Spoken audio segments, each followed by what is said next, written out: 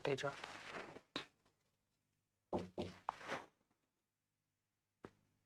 नमस्कार, मी Sanket Deshpande, top news Marathi channel मध्ये आपलं स्वागत. संतोष देशमुख हत्या प्रकरणामध्ये एक मोठी अपडेट आता समोर आली असून सुदर्शन घुलेला जे आहे ती 14 दिवसांची न्यायालयीन कोठडी बीड न्यायालयाने सुनावलेली आहे. या अगोदर त्याला 5 दिवसांची कस्टडी जी आहे ती सुनावण्यात आली होती. यावेळेस विशेष म्हणजे पोलिसांकडूनच न्यायालयीन कोठडीची मागणी जी आहे ती करण्यात आलेली आहे. नेमका बीड कोर्टामध्ये काय घडलंय याच विषयावर आपण चर्चा करणार आहोत आणि या चर्चेत माझ्यासोबत असणार आहे माझी सहकारी समृद्धी जाधव. समृद्धी, सुदर्शन घुलेला 14 दिवसांची न्यायालयीन कोठडी होते आणि विशेष म्हणजे पोलिसच न्यायालयीन कोठडीची मागणी करतात. नक्कीच संकेत, आपण बघतोय की या प्रकरणामध्ये याआधी सुद्धा अशाच पद्धतीची न्यायालयीन कोठडीची मागणी झाली होती. म्हणजे खरं तर पोलीस कोठडीची मागणी करण्यातच आली नव्हती. तशाच पद्धतीने आता सुद्धा हे पाहायला मिळतंय की सुदर्शन घुले जो या प्रकरणातला, ज्याला काही दिवसांपूर्वी या प्रकरणातला ही जी एक टोळी आहे, ज्या टोळीच्या वतीने संतोष देशमुख यांची हत्या करण्यात आली, या टोळीचा तो म्होरक्या असल्याचं सांगण्यात आलं होतं, म्होरक्या दाखवण्यात आलं होतं. त्याच म्होरक्याच्या पोलीस कोठडीची मागणी चक्क पोलिसांनीच केली नाही आणि न्यायालयीन कोठडीची मागणी केली. अर्थातच पोलिसांच्या मागणीनुसार 14 दिवसांची न्यायालयीन कोठडी आता सुदर्शन घुलेला देण्यात आलेली आहे. त्यामुळे नेमकं पोलिसांनी न्यायालयीन कोठडीची मागणी का केली, हा एक सगळ्यात मोठा प्रश्न आहे. पोलिसांना आरोपींकडून जो काही तपास करून घ्यायचा असतो, चौकशी करायची असते, जी काही खुलासे करून घ्यायचे असतात, त्यासाठी खरं तर ती माहिती काढण्यासाठी पोलीस कोठडी दिली जाते. ज्यावेळी आरोपीकडून जी काही माहिती अपेक्षित आहे, जो काही तपास चौकशी अपेक्षित आहे, हे सगळं जेव्हा पूर्ण होतं त्यानंतरच मग न्यायालयीन कोठडी जी आहे ती दिली जाते किंवा मग पोलीस कोठडीची मागणी केली जात नाही. असं हे आतापर्यंतच चालणारं नेहमीच रुटीन आहे. मग तरी सुद्धा याच एका प्रकरणामध्ये असं वारंवार का घडतंय? सगळा तपास पूर्ण झालाय का, की वारंवार जे कुणी आरोपी आहेत या आरोपींच्या पोलीस कोठडीची मागणीच केली जात नाहीये? का केली जात नाहीये, हा एक खूप मोठा प्रश्न या प्रकरणामध्ये गांभीर्याने समोर येताना पाहायला मिळतोय. कदाचित संकेत, आपण बघतोय की गेल्या काही दिवसांपासून मोबाईलचं लॉक खोललं जात नाहीये, हा एक खूप मोठा प्रश्न होता. आणि मग मोबाईलचं लॉक खोलायचं यासाठी सुदर्शन घुलेची कोठडी कुठेतरी वाढवायला हवी असं बोललं जात होतं. तशा पद्धतीने 5 दिवसांची कोठडी वाढवलेली सुद्धा होती आणि आता पुन्हा एकदा न्यायालयीन कोठडी. मग हा जो काही मोबाईल होता, या मोबाईलचं लॉक उघडलंय का आता, हा एक खूप मोठा प्रश्न यामध्ये आहे, ज्या बाबतीतली कुठली स्पष्ट माहिती अजूनपर्यंत समोर आली नाहीये. मोबाईलचं लॉक उघडायचंय या एका कारणासाठी आणि आमच्याकडे डिजिटल एव्हिडन्सेस खूप मोठ्या प्रमाणावर मिळालेले आहेत आणि त्यामुळे आपण पोलीस कोठडी जी आहे ती घेतोय सुदर्शन घुलेची. असं मागच्या वेळेस 5 दिवसांची कोठडी घेताना न्यायालयाने सांगितलं, पोलिसांनी सांगितलं होतं न्यायालयामध्ये. आणि आता जर आपण पाहिलं तर या मोबाईल, जसं की सीसीटीव्ही फुटेजचा उल्लेखही न्यायालयामध्ये झाला नाही, तसं मोबाईलचं लॉक उघडण्यासाठीचा दृष्टिकोनातून काय तपास केला गेला याची ठोस माहिती न्यायालयापर्यंत दिली गेली नाही समृद्धी. आणि जर आता आपण पाहिलं तर या सगळ्या प्रकरणामध्ये अगदी सुरुवातीपासूनच कुठेतरी तपास यंत्रणांवर ज्या पद्धतीने प्रश्नचिन्ह उभं केलं जात आहे, तसंच पुन्हा एकदा नव्याने या सगळ्या तपास यंत्रणांवर प्रश्नचिन्ह उभं राहताना पाहायला मिळत आहे. नक्कीच आपण असं म्हणू शकतो की नव्याने पुन्हा एकदा प्रश्नचिन्ह उपस्थित होताना पाहायला मिळतात. या आधी सुद्धा एका आरोपीच्या संपूर्ण न्यायालयामध्ये जी काही सुनावणी चालू होती त्यावेळेस सुद्धा असंच प्रकरण समोर आलं होतं की पोलिसांनीच त्याच्या पोलीस कोठडीची मागणी केली नव्हती. विष्णू साठेच्या वेळेस हे सगळं प्रकरण आहे आणि तेव्हा त्याच्या पण न्यायालयीन कोठडीची मागणी जी आहे तीच करण्यात आली होती. पोलीस कोठडी मागितलीच गेली नाही आणि अर्थातच मागितली गेली नाही, त्यामुळे ती देण्यातही आली नाही. आणि तशाच पद्धतीने आताही पाहायला मिळतंय की पोलिसांनी पोलीस कोठडी न मागता चक्क न्यायालयीन कोठडी मागितली. न्यायालयीन कोठडीमध्ये चौकशी करताना, तपास करताना अनेक काही लिमिटेशन्स असतात, काही मर्यादा असतात ज्या पोलीस कोठडीमध्ये नसतात. त्यामुळेच पोलीस कोठडीमध्ये एखाद्या आरोपीकडून सगळी माहिती काढून घेणं, त्याची चौकशी करणं हे पोलिसांसाठी जास्त सोपं असतं. त्यामुळे कुठल्याही प्रकरणातले जास्त पुरावे, अपेक्षित पुरावे जोपर्यंत हाती येत नाही तोपर्यंत आरोपीच्या पोलीस कोठडीचीच मागणी केली जाते. आणि या प्रकरणामध्ये आपण बघतोय की दुसऱ्यांदा असं घडलेलं आहे की पोलिसांनी पोलीस कोठडी न मागता चक्क न्यायालयीन कोठडीची मागणी केली आणि ती आता पूर्ण सुद्धा झालेली आहे. त्यामुळे आपण जे म्हणतोय की लॉक खोलण्यासाठीचे हे 5 दिवस मागण्यात आलेले होते, हा असा एक फोन आहे ज्या फोनमध्ये खूप जास्त प्रमाणातले एव्हिडन्स अर्थात पुरावे असणार आहेत. आपण बघतोय की विष्णू साठेने स्वतःचा फोन जो आहे तो नाशिकमध्ये फेकल्याचं बोललं, त्याच्यानंतर विष्णू साठेचा फोन अजूनपर्यंत पोलिसांना सापडलेला नाहीये. दुसरीकडे वाल्मिक कराड जर पाहायला गेलं तर वाल्मिक कराड चक्क 7 फोन वापरतो, कधी 14 फोन वापरतो, अशा पद्धतीची सगळी माहिती समोर येते. त्यामुळे हा जो सुदर्शन घुले आहे, या सुदर्शन घुलेचा मोबाईल पोलिसांकडे आहे, मात्र तरीही त्याचं केवळ लॉक खोललं जात नाहीये. त्यामुळे सगळा तपास जो आहे तो कुठेतरी त्या तपासाला अडथळे येताना पाहायला मिळतात. संकेत आपण बघतोय की अगदी सर्वसामान्य माणूस सुद्धा अनेकदा असं होतं की आपण काहीतरी पासवर्ड ठेवतो आणि तो विसरून जातो. तेव्हा सुद्धा आपण अगदी सहजरित्या काहीतरी 2-3 स्टेप फॉलो केल्या तर तो पासवर्ड आपण उघडू शकतो. अनेकदा आपण तो आपल्याला स्वतःला जर ते करता येत नसेल तर आपण कित्येकदा आपण बघतो की आपण मोबाईलच्या एखाद्या दुकानात जातो जिथे मोबाईल दुरुस्त केले जातात किंवा कंपनीच्या एखाद्या दुकानात जातो आणि तिकडे गेल्यानंतर त्या शोरूम मधले जे कोणी टेक्निशियन्स असतात त्यांच्याकडून अगदी सहजरित्या मोबाईलचं लॉक खोलता येतं किंवा मग मोबाईलचं लॉक न खोलता सुद्धा हा सगळा मोबाईल मधला जो डेटा आहे तो डेटा रिकव्हर कसा करायचा. अनेकदा आपण संकेत बघतो की एखादा मोबाईल तुटतो किंवा बऱ्याचदा ऍक्सिडेंट होतात, मोबाईलवरून गाड्या जातात, खूप वाईट परिस्थितीत हे मोबाईल असतात, तरी सुद्धा त्यातला जो काही डेटा आहे तो डेटा अगदी सहजपणे रिकव्हर केला जाऊ शकतो. मग पोलीस इतके आम्ही टेक्निकली आमच्याकडे खूप जास्त पुरावे आहेत आणि आम्ही खूप जास्त टेक्निकली ऍडव्हान्स आता झालेलो आहोत असं म्हणताना जे आपल्याला महाराष्ट्राचे पोलीस पाहायला मिळतात किंवा तपास यंत्रणा पाहायला मिळतात, या तपास यंत्रणांना केवळ एक पासवर्ड खरंच उघडता येत नसेल का, हा खूप मोठा प्रश्न आहे. आणि जो सुदर्शन घुले इतक्या दिवसांपासून पोलीस कोठडीत आहे, मग तुम्ही त्याच्याकडून नेमका काय तपास केला. जर तुम्हाला केवळ त्याच्याकडून एक पासवर्ड सुद्धा खोलून घेता आला नाही आतापर्यंत, तर मग तपास यंत्रणांवरती का प्रश्नचिन्ह उभी राहू नयेत, हा एक खूप मोठा प्रश्न आहे. सर्वसामान्य माणसाच्या दृष्टिकोनातून जर तुम्ही पाहिलं तर पोलिसांसाठी एखादा लॉक उघडून घेणं ही किती क्षुल्लक गोष्ट आहे, या प्रकरणामध्ये तरी ती किती क्षुल्लक आहे. आणि हे सुद्धा जर पोलिसांना जमत नसेल, म्हणजे अगदी काही आरोपींना स्वतःहून सरेंडर व्हावं लागतं, दुसरीकडे काही आरोपी सापडायला महिना जातो, एक आरोपी अजूनही फरार आहे, इतके सगळे प्रश्न पोलिसांसमोर असताना आणखी एक हा प्रश्न आता पोलिसांवरती उभा राहिलेला आहे की पोलिसांना केवळ ही एक गोष्टही जमत नव्हती का, आणि जर आता ती जमली असेल तर याबाबतली माहिती का नाही देण्यात आलेली अजूनपर्यंत. हा जो कुठला मोबाईल होता, या मोबाईलचं लॉक खोललेला आहे का, त्याच्यातून काही एव्हिडन्स समोर आलेत का, याबद्दलची माहिती अजूनही माध्यमांना असेल किंवा मग या प्रकरणातले जे पीडित कुटुंबीय आहेत त्यांना असेल, ही का दिली जात नाही, हा सुद्धा प्रश्न तितकाच महत्वाचा आहे. संतोष देशमुखांची हत्या होते समृद्धी आणि 25 दिवस हा सुदर्शन घुले फरार असतो. नंतर सुदर्शन घुले जो आहे तो 4 जानेवारीला पुण्यातल्याच बालेवाडीमधनं पोलीस त्याला अटक करतात, केसमध्ये हजर करतात. केसमध्ये हजर केल्यानंतर त्याला कोठडी सुनावली जाते आणि साधारणतः 12 जानेवारीच्या आसपास त्याच्यावर मकोका अंतर्गत कारवाई केली जाते. आज जर आपण पाहिलं तर 31 जानेवारी आहे. मग 4 जानेवारीला अटक झाली, 12 जानेवारीला मकोका लागला. या मधल्या काळामध्ये पोलिसांनी काय तपास केला आणि आता पोलिसांनी खरं तर पोलीस कस्टडीची मागणी न करता न्यायालयीन कस्टडी का मागितली, ज्युडिशियल कस्टडीज का मागितली, असे सगळे एक ना अनेक प्रश्न जे आहेत ते आता या निमित्तानं पुन्हा एकदा उपस्थित होताना पाहायला मिळतात.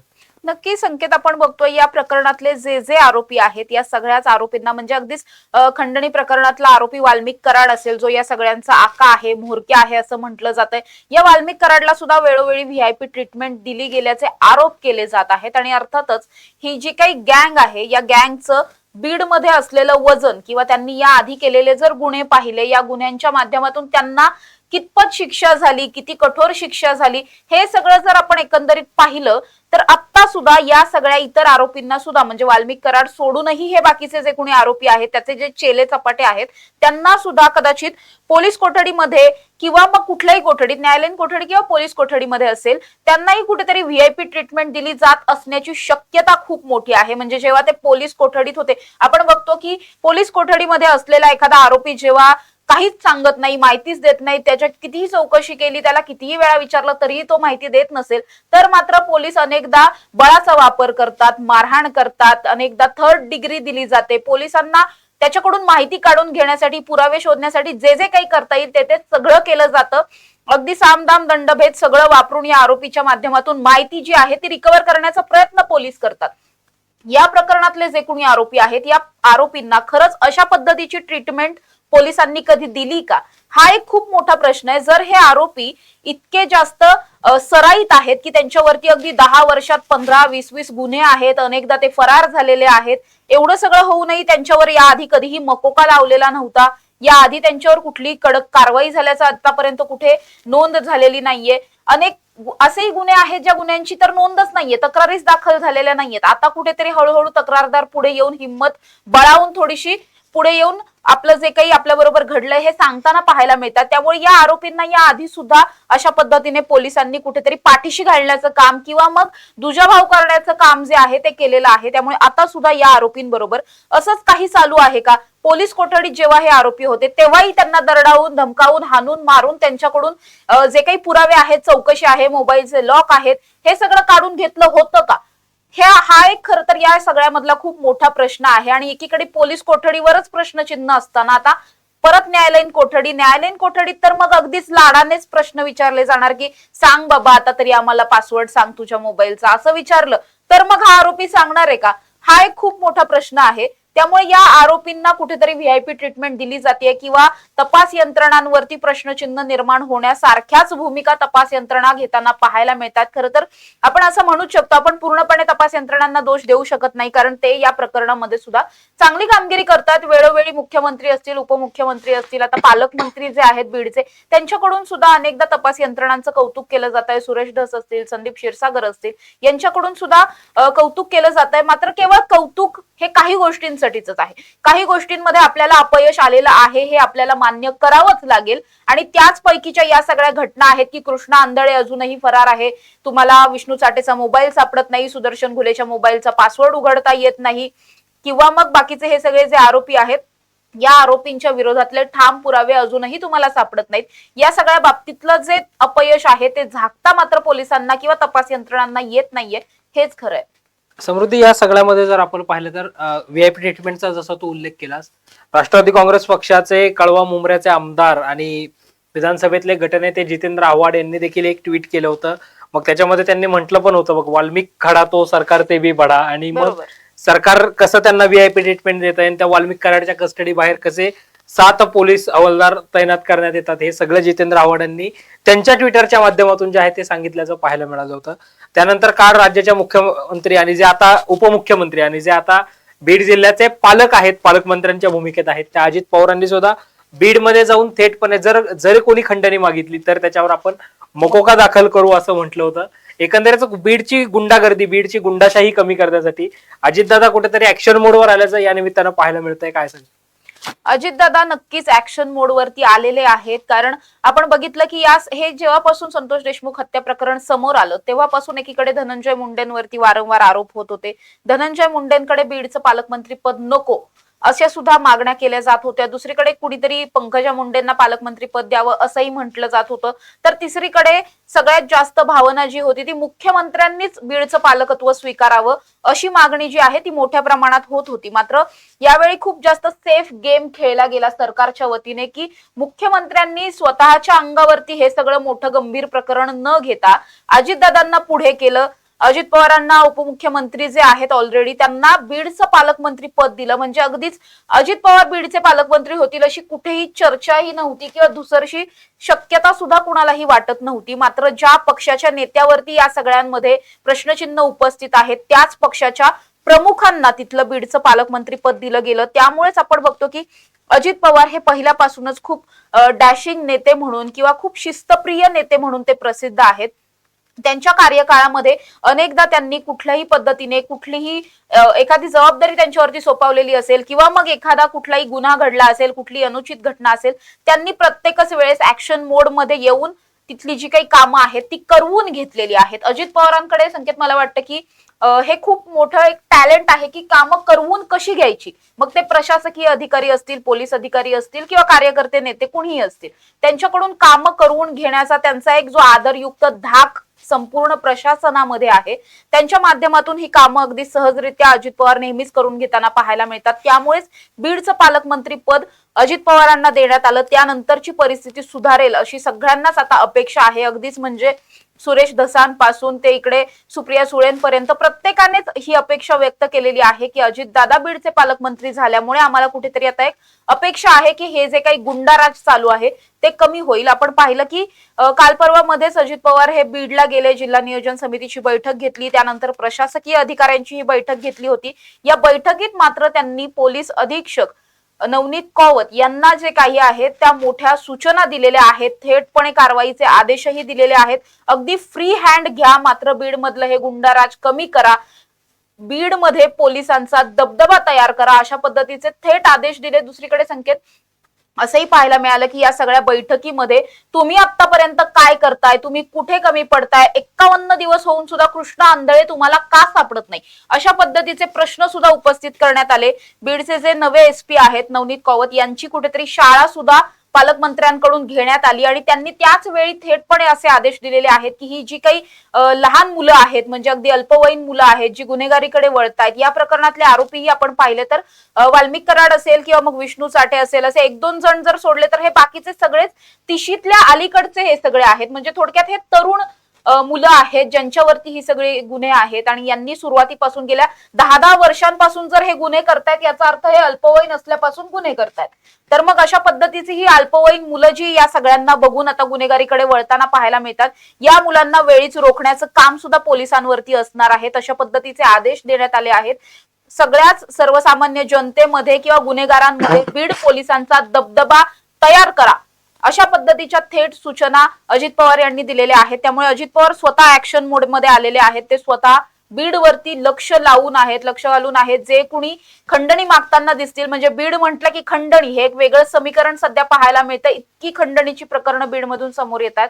त्यामुळे खंडणी मागणाऱ्यांवरती थेटपणे मकोका लावू, अशा पद्धतीचे आदेश सुद्धा आता दिलेले आहेत. त्यामुळे खरं तर एसपींची शाळा काल झाली. आता या शाळेनंतर एसपी काय करतात हे पाहणं खूप जास्त महत्वाचं आहे. संकेत, बीडचे भूमिपुत्र आणि राज्याचे नंतर देशाचे बडे नेते, महत्वाचे नेते गोपीनाथराव मुंडे ज्यावेळी राज्याचे उपमुख्यमंत्री आणि गृहमंत्री होते त्यावेळी गोपीनाथराव मुंडेंनी पहिल्यांदा पोलिसांना फ्री हँड दिला होता की, आणि मुंबईमधलं जे काही त्यावेळेचं अंडरवर्ल्डचं सगळं दहशत होती ती दहशत मोडून काढण्यासाठी गोपीनाथ मुंडेंनी फार मोठ्या प्रमाणावर ऍक्शन मोडवर येत काम केलं होतं. अगदी त्याचप्रमाणे आता अजित पवारांना सुद्धा काम करून बीडची जी काही दहशत आहे, बीडला गुन्हेगारी मुक्त करण्यासाठी, जो बीडचा संतांचा वारसा असणारी बीड आहे किंवा ऊसतोड कामगारांचा जिल्हा अशी बीडची ओळख आहे.